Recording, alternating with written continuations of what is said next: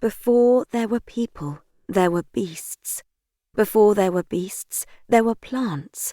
Before there were plants, there was an island. Before there was an island, there was ocean. In the first age, an island was born. Made from the fiery lava of underwater volcanoes, it rose from the sea in a roiling dance of steam and waves. When the molten rock finally cooled, it formed a mass of land that was barren and lifeless, except for a tendrillous purple fungus that lay deep in its heart. Gradually, the fungus sprawled its way up through the earth and over the land, new life sprouting in every place it touched. In the second age, the plants came, flourishing in the rich volcanic soil. On the slopes of the island's only surface volcano, Mount Ataria, there grew a turquoise jungle, strung with climbers and vines. In the south was a deciduous forest, where the leaves turned red and gold as the seasons changed. And to the west, the banks of the watery fjords were colonized by mosses, lichens, and enormous flowers. In the third age came the beasts. From tiny creepers scuttling over rocks to treetop acrobats leaping from bough to bough, they evolved to thrive across the island's many habitats. Huge winged creatures ruled the skies, while colossal ocean beasts lurked in the shadowy seas. Beasts were everywhere. The air was thick with the scent of them, and their squeaks and roars echoed through the mountains and forests. In the fourth age, the first people arrived.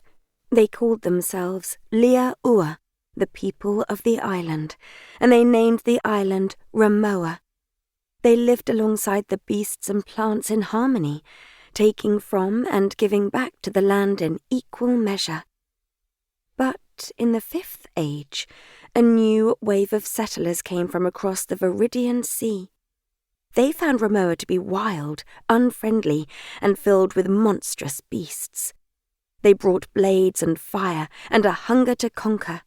As they slashed the trees and hunted the beasts they could not tame, the island whispered to the Ua, prophesying a time of great ruin.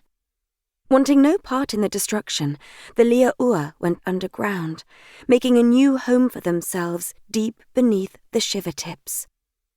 The settlers never saw the Ua, but they told stories of a legendary people that crept beneath the earth, whom they called shadow ghouls.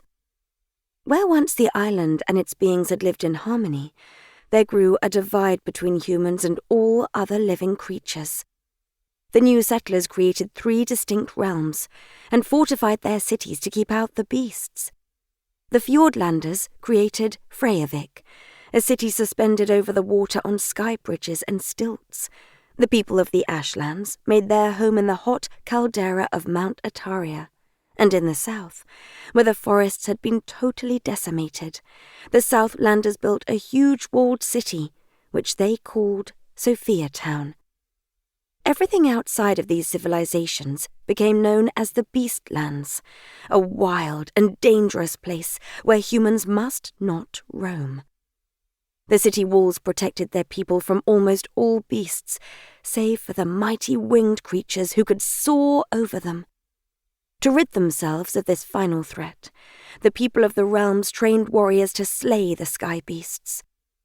The Fjordlanders had tree wraiths, who fought with poisoned blow darts.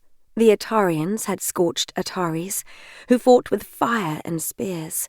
And the Southlanders had elites, who fought with bow and arrow. They were all efficient beast hunters, and eventually only 2 species of large winged beast remained. The warm-blooded pangron, and the largest of all flying beasts, the mighty Vigra. Eventually, the elites found a way to capture and enslave the pangrons, taking their eggs out of the Beastlands and hoarding them in watery caves deep below Sophia Town. They learned to ride the creatures and renamed themselves Sky Riders, adapting their bows and arrows into knuckle bows, which were worn on the hand and more easily portable on pangron back.